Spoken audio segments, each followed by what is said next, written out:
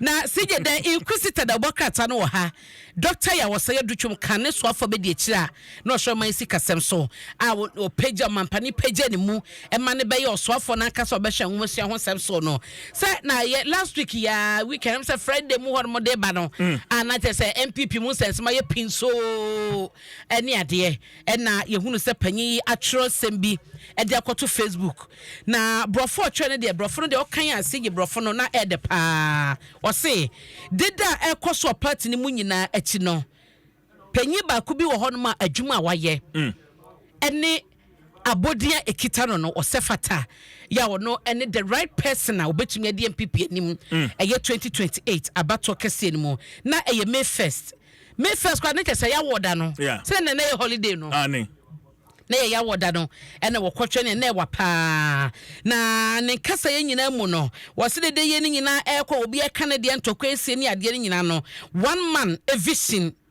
ena Ghana ehia panyi bako na ni so de hunu ene de Ghana hia ne nei e de Ghana ebeko enkonim de bia ebema Ghana yedi ebema Ghana akonanim na ode ade etu honom se beji hini se nkrofo be kire omadwen se nkrofo kire omadwen se nkrofo be ka de ye hu ya hwem na kroma de ko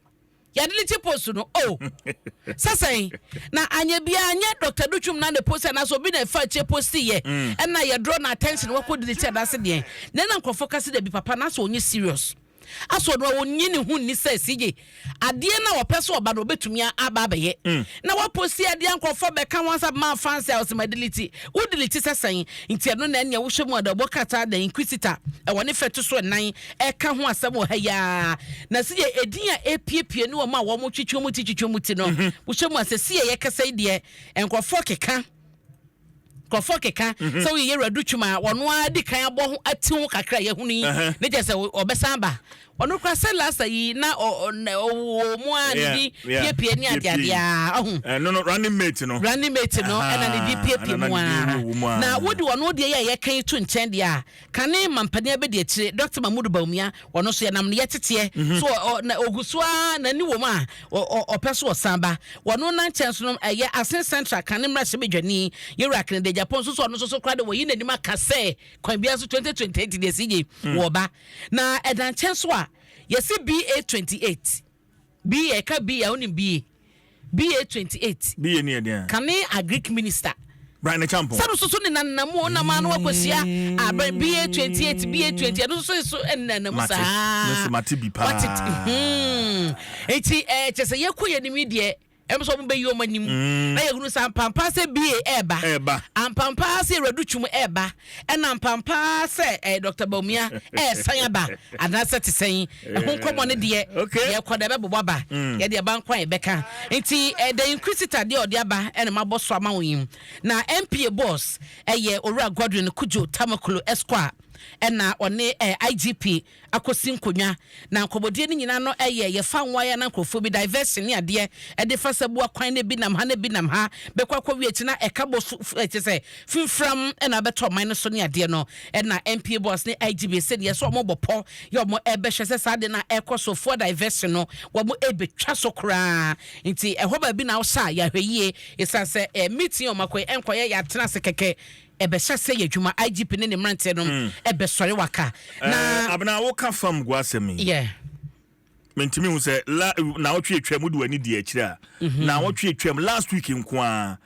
petrol tankers petrol miensa ene konya akwanhia asemu last week nko miensa petrol tankers miensa ene nya accident enti ebesre MPA for as the regulator wo mo hwe sa checks ni roadworthiness ni e count training so mo ye training proper training edema tanker drivers no last week in tanker miensa ene nya akwanhia emu orem omonhwe ehu asabomai saka sesu enya akwanhia ehu especially say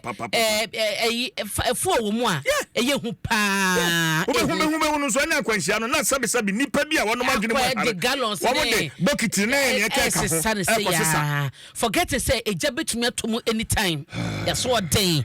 na sije kanemra se bedwane no wo assignment abaton pesuane so Owura Alfred Agbesi wato nananom ewo ensie do na wo hwa obedi dwuma samrese bedwani ema manfa wa sama fa afimpiemienu ene enum 2005 ede be afimpiemienu ene edunsia 2016 ya ns nogbe yo teso se sie yi ekotu no de nam so ma owo no eba ye de abusua emfanto edwa na so de bokratai aboho amane owura Alfred Agbesi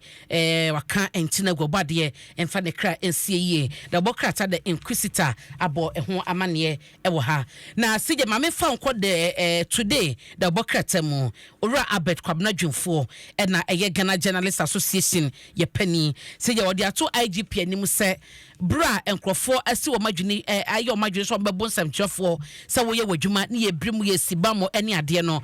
wo mo enhwe na wontu so adamo na wo mo emo nsamtwefo ho ban na ya broso wo se na no memenda so na eye wiase nyina nsamtwefo fa ho de da ye eda kase mampani akasa na in fact mekenkan mampani nsem no me koma tomayem mampani chese wo hye kamami kabi ene oman empuntu a Ghana epani wiase nyina epa wontumi enye wo bra obeyin samtwefo sinchen samtwefo di mu akotene nti ahoto bia wo se samtwefo nya ede adwuma ne bibia wo se bebo samtwe adwuma no mampani chese wo se ye man samtwefo na ye adwuma ekwa nimu ene social media ho na so tuwa odi badanse ye se sasembo na beto social media na wonte wadom afima wo fa ne se ya trosem se social media nkrofo de atrosem nam hosa ade achi ade sen de ennim nko na nkrofo de nam se won hwe ne ye na akokodi akira na wa chese wato ho atwene it will per credible information credible news so wanti Adom FM na wanti Joy FM na wanti Joy News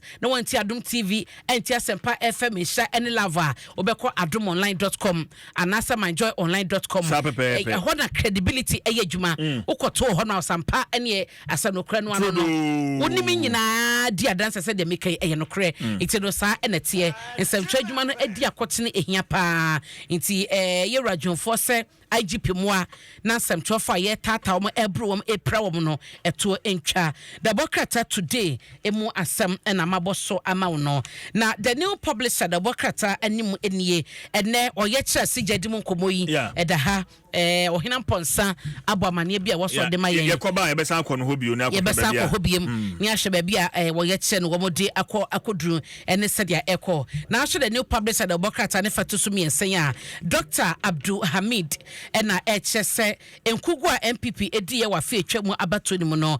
we enye blame game say we di subo obasumasi ena government appointees ena flag bearer ena hwan ena jeze ena kosi dian wose eyenkugwo ena ba ade bia na wose MPP ye adwuma bia wose party no eye bra no wo ban mu no wose party no eye di obetumi itime mo bia mfa sobo emo bia na wo mo ehwe so mo beye adwuma esiesie adwuma e wo party nim na omode anokro ene kroye akwa fimpimienu ene aduonu nwotwe